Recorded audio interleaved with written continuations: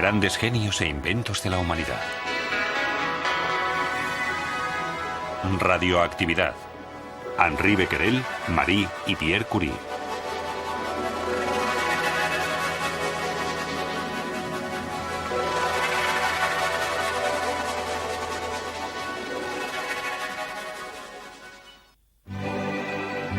Würzburg, 8 de noviembre del año 1895. Facultad de Física de la Universidad.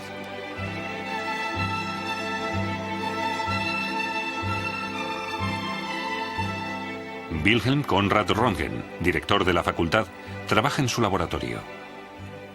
Con una bobina de inducción genera alta tensión que envía, a través de dos electrodos metálicos, a un amplio tubo sellado al vacío.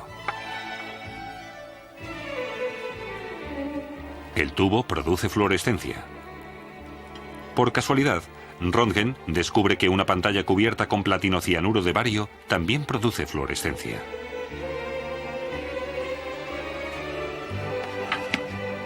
Röntgen sigue investigando el fenómeno. Cubre el tubo con un papel negro.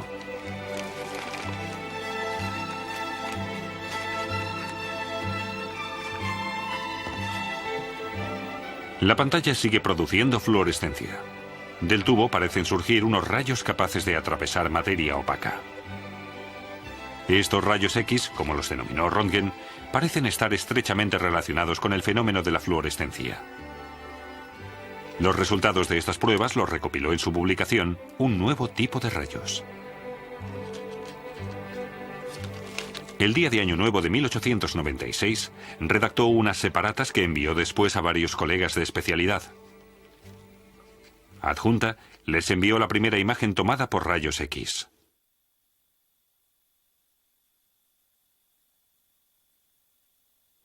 Uno de los destinatarios fue el matemático y astrónomo francés Henri Poincaré, de París. Poincaré describió los misteriosos rayos del señor Röntgen ante la Academia de Ciencias.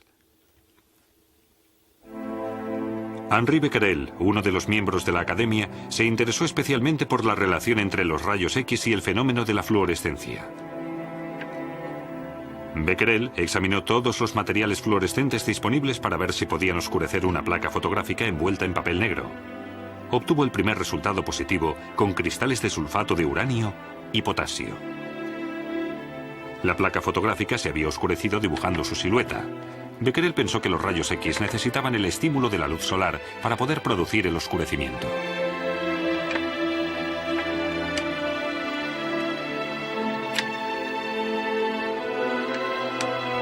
Pero cuando se disponía a seguir investigándolo, el tiempo cambió y el sol se escondió.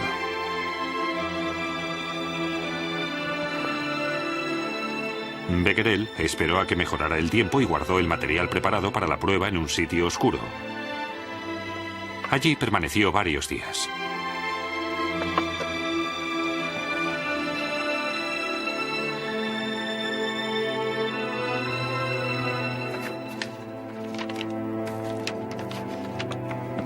El 1 de marzo de 1896, Becquerel reveló la placa. El resultado fue sorprendente. A pesar de que el material no había entrado en contacto con la luz solar, la placa fotográfica se había oscurecido.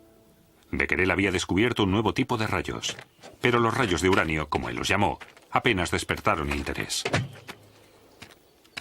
Este escaso interés por parte del mundo científico lo aprovechó en París una joven científica para investigar los rayos de uranio. Marie Curie. Esta estudiante polaca, Maria Sklodowska, se había casado con el conocido físico Pierre Curie el verano de 1895. Su primer trabajo científico fue un estudio más bien irrelevante de las propiedades electromagnéticas del acero. Sin duda obtuvo ayuda de Pierre, un experto en el campo del magnetismo. En 1897, Marie Curie dio a luz a su primera hija, Irene. Pero para Marie, la maternidad no fue razón para dejar su trabajo científico. Quería doctorarse. En esa época, ninguna mujer había conseguido doctorarse en su especialidad en toda Europa. Con la investigación de los rayos de uranio esperaba pisar tierras vírgenes de la ciencia. Y apenas tardó unos días en obtener su primer éxito. Marie Curie descubrió el torio, un nuevo elemento con radiación. Más tarde afirmó que la actividad de los compuestos de uranio o torio es siempre proporcional al número de átomos de uranio o torio que contengan, independientemente del tipo de combinación química de la que se trate. Pero había dos minerales uraníferos, entre ellos la pechblenda, con una radiación mayor de la que les correspondería por su contenido de uranio. Así que se dispuso a fraccionarlos. Los Curie comenzaron su primera prueba con 100 gramos de pechblenda. Marie disolvió la pechblenda triturada en ácido y separó los elementos que contenía con los métodos clásicos de la química analítica.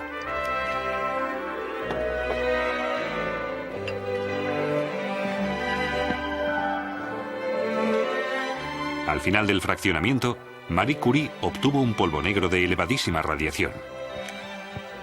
En honor a su patria, decidió llamar al nuevo elemento allí formado polonio.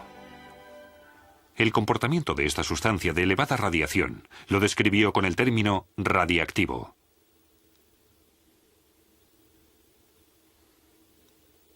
Aparte de este, la pechblenda parecía contener otro elemento altamente radiactivo, el radio.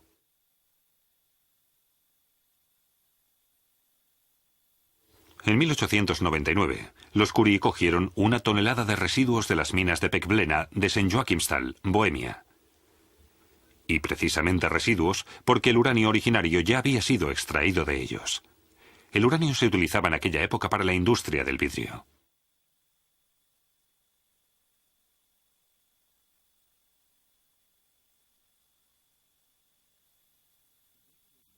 Marie Curie se encargó de la escrupulosa separación de los materiales, mientras que Pierre se ocupó de las mediciones. En esta cadena de trabajo, Marie eligió sin duda la labor más peligrosa. Pero en aquella época, apenas se conocían de los terribles efectos de la radiación en los seres vivos.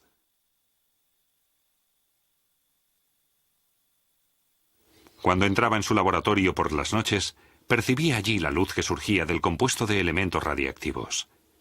Señal inequívoca de que estaba a solo un paso de su objetivo. En 1902 lo consiguió. Marie Curie consiguió aislar 1/10 de gramo de radio puro. Un año después, Pierre y Marie Curie recibieron el Premio Nobel de Física.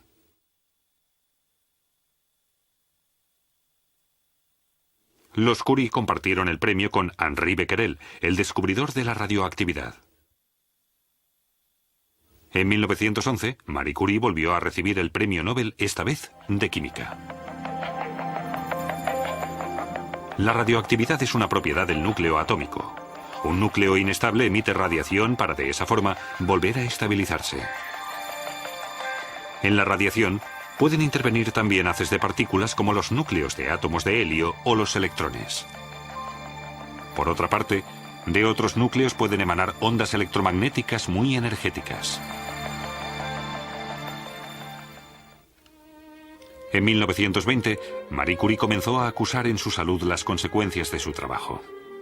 Sin embargo, realizaba cada vez más viajes para dar charlas y congresos. El 4 de julio de 1934, Marie Curie murió como consecuencia de las décadas de contacto despreocupado con sustancias radiactivas.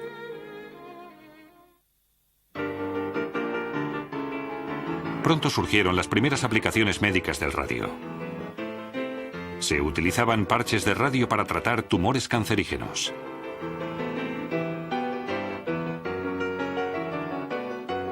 Los parches contenían núcleos de helio denominados partículas alfa que mataban a las células enfermas de la piel. Una forma temprana de radioterapia.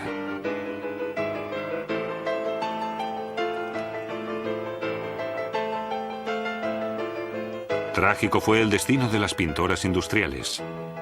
Con finos pinceles aplicaban una radiactiva pintura luminiscente en los círculos de los instrumentos de los aviones. Las pintoras aguzaban los pinceles con la boca. Muchos años después, la mayoría de ellas murieron de cáncer.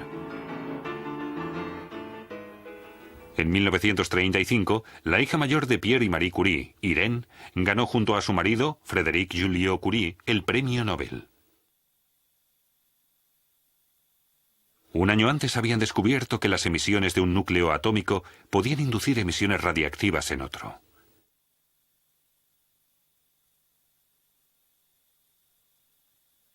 Con ello, los Joliot-Curie habían descubierto el fenómeno de la radioactividad artificial.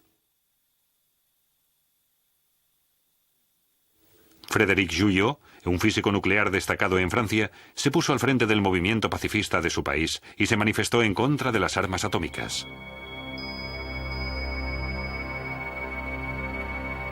Las sustancias radiactivas que no existen en la naturaleza, como el plutonio, se forman en cantidades considerables durante las explosiones termonucleares. Durante las pruebas de la bomba atómica que se realizaron en los años 50 y 60, se esparció material radiactivo por todo el globo en los territorios más diversos.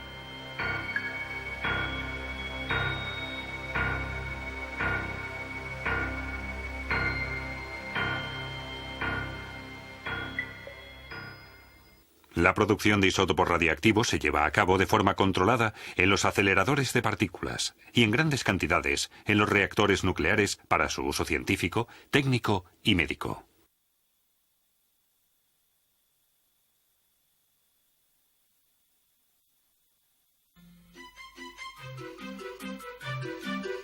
Para proteger a los técnicos y científicos, los materiales altamente radiactivos están protegidos por una capa de hormigón de 1 metro y ventanas de vidrio de plomo. Mediante los denominados manipuladores se pueden realizar de una forma segura todos los procesos, incluido el fraccionamiento de compuestos radiactivos.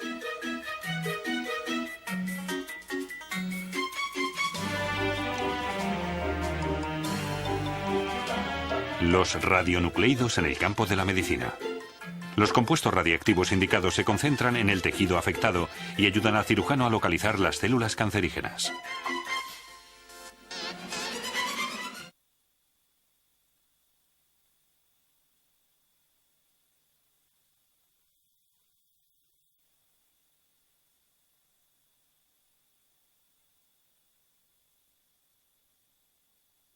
El ejemplo más conocido, el yodo radiactivo.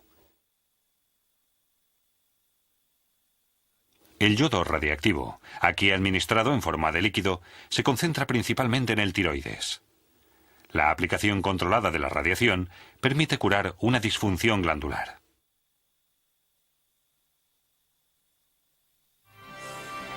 En la actualidad, apenas hay un campo de la ciencia moderna en el que no intervengan los isótopos radiactivos. Permiten investigar los procesos químicos de las células vivas. Posibilitan el seguimiento de los medicamentos dentro del cuerpo humano y detectar disfunciones de diversos órganos. Se pueden crear compuestos químicos radiactivos y descifrar los mecanismos de reacción. Los isótopos radiactivos ayudan a la lectura del código genético. Son una herramienta habitual de la genética molecular. Los isótopos requeridos para ello se producen en un reactor de investigación. En este núcleo tienen lugar las reacciones que generan núcleos radiactivos del paso de núcleos atómicos inestables a estables. Hace más o menos un siglo se descubrió la radioactividad natural.